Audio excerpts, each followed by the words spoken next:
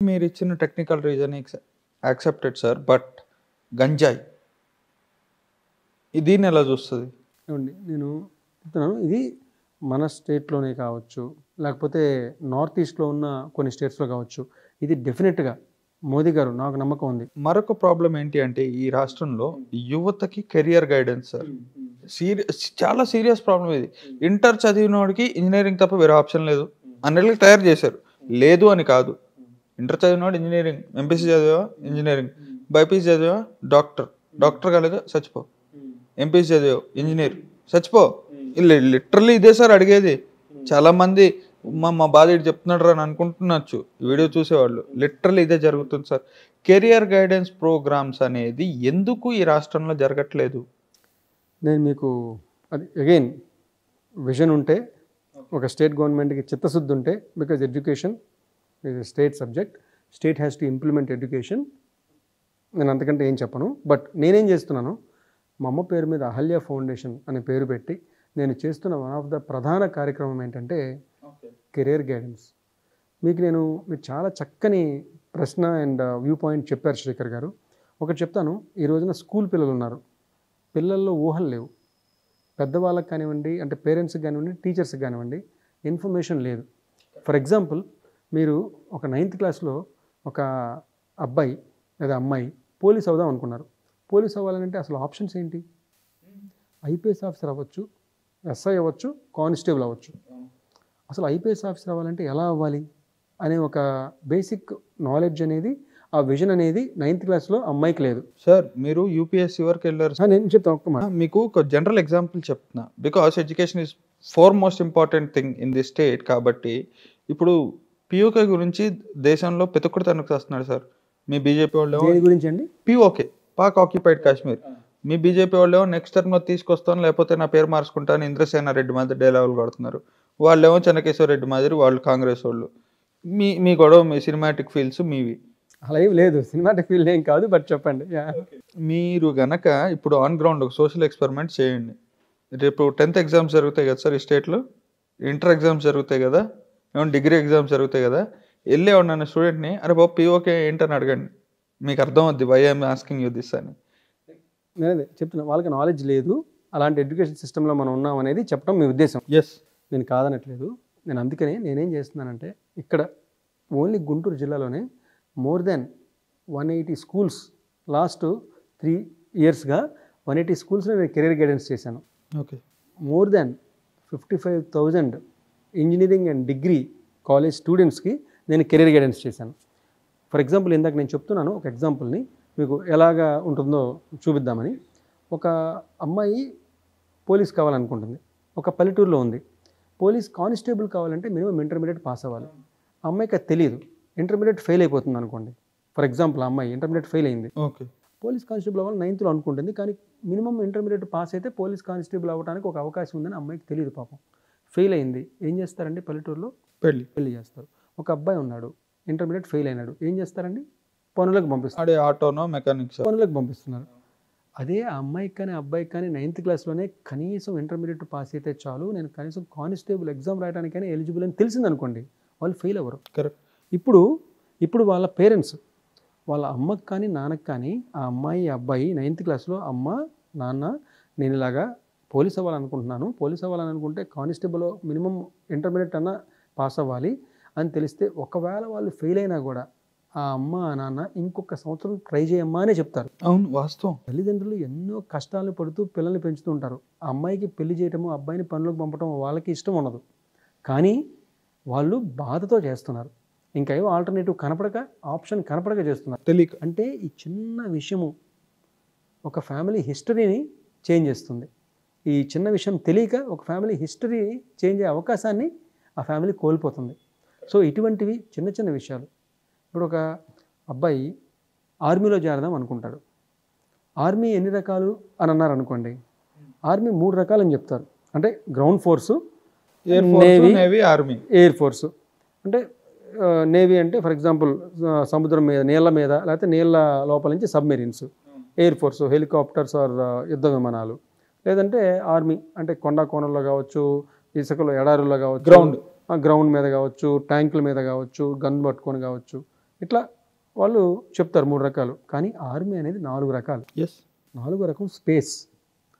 2022 అక్టోబర్లో గుజరాత్లోని గాంధీనగర్లో international defence expo Narendra Modi గారి ఆధ్వర్యంలో జరిగింది. బిఫోర్ దట్ సార్ ఎందుకు సార్ ప్రతిదీ గుజరాత్లోనే జరుగుతుంది? ఇక్కడ నిజంగా సౌత్లో ఇది పెద్ద గొడవ.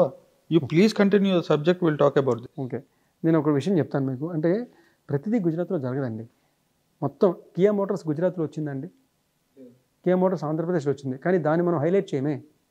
గుజరాత్లో ఏమైనా జరిగితే, ఒక మంచి జరుగుతుంటే, ఆ మంచి దేశానికి అవుతుంటే ప్రతిదీ గుజరాత్లోనే జరుగుతుంది అంటాము.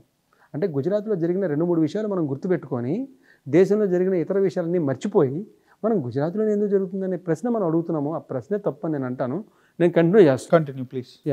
ఇప్పుడు గుజరాత్లో మనకి 2022 అక్టోబర్లో international defence expo Narendra Modi గారు ప్రధానమంత్రిగా ఉన్న ఆధ్వర్యంలో జరిగితే దాంట్లో ఒక 350 మంది పైన డెలిగేట్స్ వస్తే, నేను డిఫెన్స్ మినిస్టర్లో BML ఉన్నాను కాబట్టి నాకు కూడా ఇన్వైట్ వచ్చింది. నేను కూడా I'm lucky enough to attend the event. దాంట్లో చేసిన తీర్మానం డిఫెన్స్ స్పేస్ ద్వారా డిఫెన్స్ చేయగలిగిన 3వ దేశం మనది ఆఫ్టర్ అమెరికా అండ్ చైనా. అంటే ఇప్పుడున్న పిల్లల్లో, ఇప్పుడు 9th క్లాస్ 8th క్లాస్ చదివే అమ్మాయిలో కానీ అబ్బాయిలో కానీ డిఫెన్స్ అంటే స్పేస్ ద్వారా కూడా జరగచ్చు అనే ఒక ఊహ ఈరోజు కలగాలి. స్పేస్ ద్వారా యుద్ధం అంటే ఏంటి? ఫర్ ఎగ్జాంపుల్ మనకి పాకిస్తాన్ యుద్ధం వచ్చింది.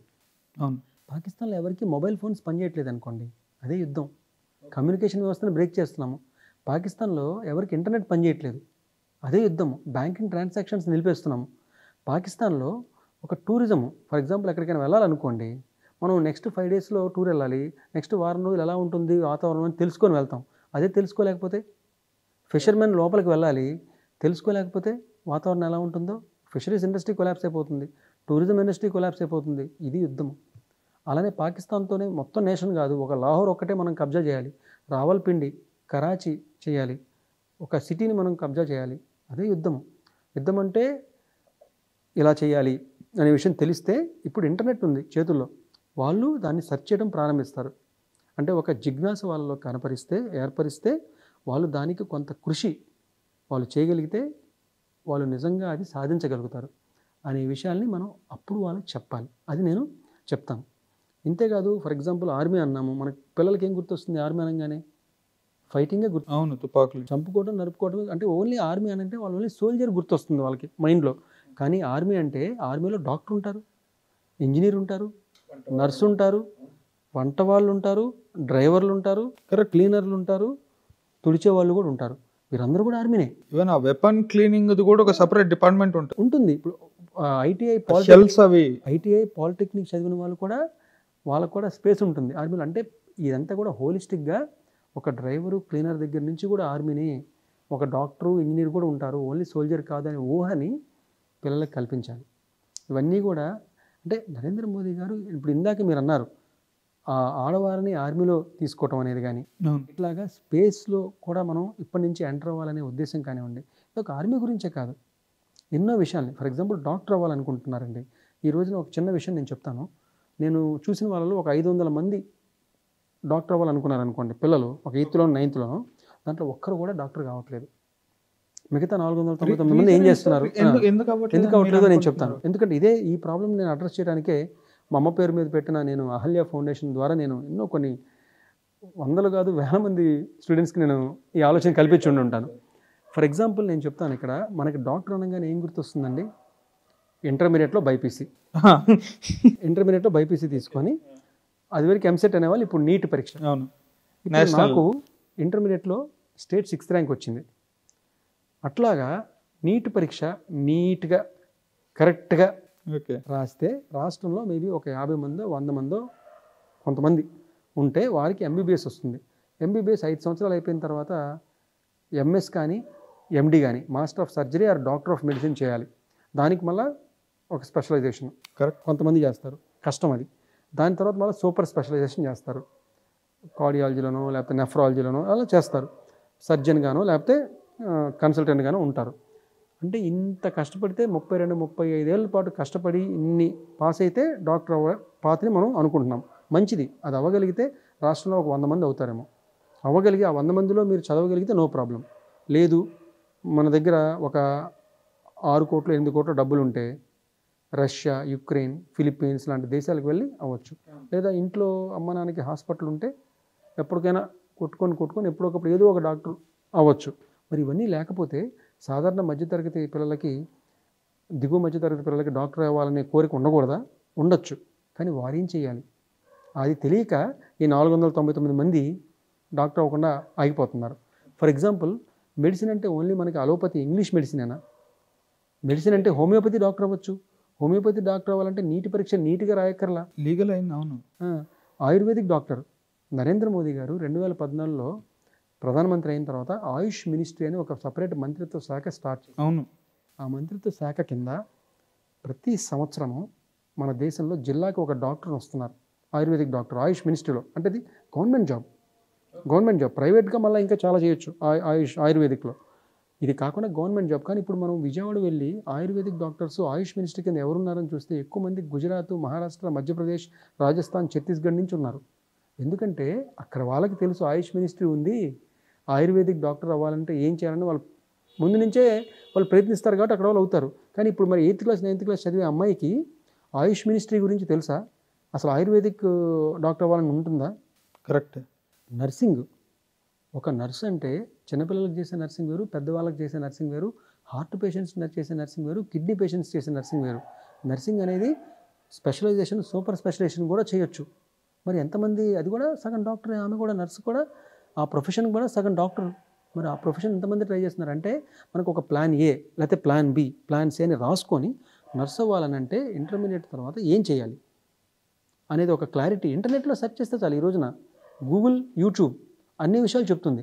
ఇది ఇప్పుడు నేను చెప్పేవన్నీ కూడా గూగుల్లో, యూట్యూబ్లో సెర్చ్ చేస్తే గేమ్స్ ఆడుతున్నారు పిల్లలు. అంటే తల్లిదండ్రులు కూడా కనీసం రోజుకి ఒక 10 నిమిషాలు లేకపోతే వారానికి ఒక గంట సేపు పిల్లలు ఇటువంటివి సెర్చ్ చేస్తున్నారా లేదా అని వాళ్ళ చదువుతో సంబంధం లేకుండా అడిగితే, వాళ్ళు కొద్దిగా మానిటరింగ్ చేసి వాళ్ళకి హెల్ప్ చేస్తే మన కెరీర్ గైడెన్స్ ప్రాబ్లం సాల్వ్ అవుతుంది. దానికి తోడు ఇలాంటి ఊహలు పిల్లల్లో కల్పించి ఆ అవేర్నెస్ ఇన్ఫర్మేషన్ పేరెంట్స్లో, టీచర్స్లో ఇవ్వగలిగితే ఈ ప్రాబ్లం సాల్వ్ అవుతుందని నా వంతు కృషి. నేను అహల్య ఫౌండేషన్, మా అమ్మ పేరు మీద నేను పెట్టిన NGO నేను చేస్తున్నది.